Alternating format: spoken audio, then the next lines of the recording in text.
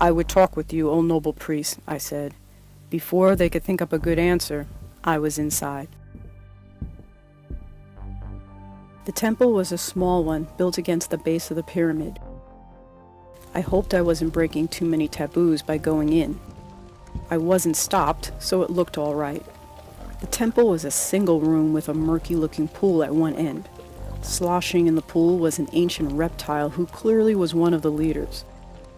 I waddled toward him and he gave me a cold and fishy eye, then growled something. The MT whispered into my ear, "Just what in the name of the 13th sin are you and what are you doing here?" I drew up my scaly figure in a noble gesture and pointed toward the ceiling. "I come from your ancestors to help you. I am here to restore the holy waters." This raised a buzz of conversation behind me, but got no rise out of the chief. He sank slowly into the water until only his eyes were showing. I could almost hear the wheels turning behind that moss-covered forehead. Then he lunged up and pointed a dripping finger at me.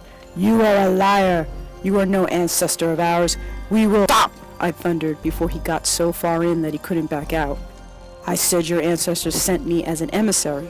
I am not one of your ancestors. Do not try to harm me or the wrath of those who have passed on will turn against you." When I said this, I turned to jab a claw at the other priests, using the motion to cover my flicking a coin grenade toward them. It blew a nice hole in the floor with a great show of noise and smoke. The first lizard knew I was talking sense then and immediately called a meeting of the shamans.